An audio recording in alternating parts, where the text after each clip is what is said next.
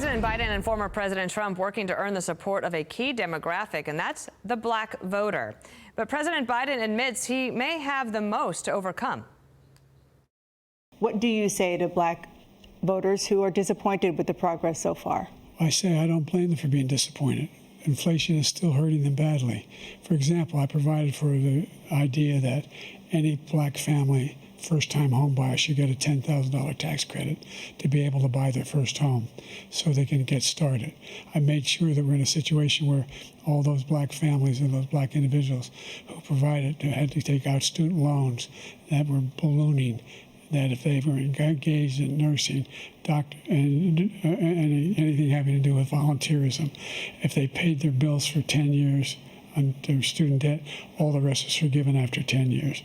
Millions have benefited from that, and we're going to do a whole lot more for black families. President Biden's own policy is driving away the voters who helped clinch his win in 2020. So will they hold up 4 years later? Joining us now is someone he was in a spin room last night, South Carolina Senator Tim Scott. And that was an interesting moment because if you look at the black support in 2020 from Fox News voter analysis, 91% of black voters were with Biden. Today, when we looked at our poll just late last week, it was like 71%. So he has lost ground. Did he make up any of it last night? She said with a laugh up her sleeve. Oh, absolutely not. Yeah, Dana, it was a terrible performance for Joe Biden without any question. He made up nothing with black voters or any voters. Bottom line is simply this. Black voters, like the rest of America, they're now looking at a contrast between the years of Donald Trump and the years of Joe Biden. One thing is completely clear.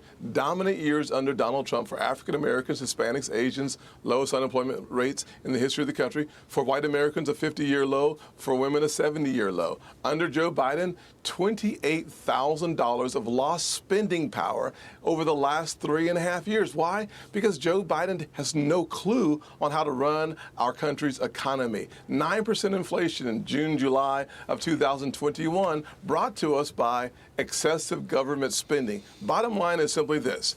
If you want more money in your paychecks, vote for Donald Trump. Lower taxes, higher enthusiasm, and a roaring economy. Frankly, the border issue is another thing that moves minority voters in the direction of frankly, Donald Trump. But more importantly, think about last night from a global stage. Embarrassing night for Joe Biden, without question. Dominant night for Donald Trump, without question. Dangerous night for America.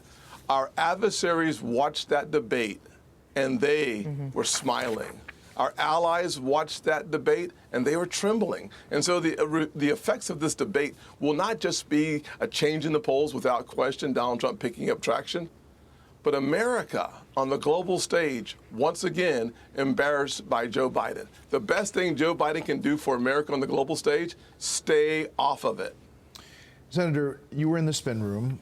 What was that like from the Biden side, number one? And the vice president last night said he had a tough start to the debate, but finished strong and seemed to suggest that he is going on. Do you think that Joe Biden will be the nominee by the convention in Chicago? Well, the vice president must be like the deer in headlights because she's looking for something to say positive and she can't figure out what to do, number one. Number two, in the spin room last night, now I understand even more why so many people think of national media as an extension of the Democrat Party. The entire room was deflated. Reporter after reporter after reporter lost like a goose in a rainstorm. It was a devastating night for Democrats, devastating night for the national press, devastating night for those who hope that America will rise to the occasion under Joe Biden. Won't happen. Great night for Donald Trump. I'll say this without any question. Listening to the reporters asking the questions, they were already trying to figure out how to use the cold. He developed a cold in the middle of the debate last night, at least it was reported. They're trying to figure out how to make some kind of excuse for Joe Biden. There is no excuse for Joe Biden. Senator Tim Scott, thank you so much. Great to have you here with us this morning. Thanks, Senator. Yes, ma'am. I'm Steve Ducey. I'm Brian Kilmeade. And I'm Ainsley Earhart. And click here to subscribe to the Fox News YouTube page to catch our hottest interviews and most compelling analysis.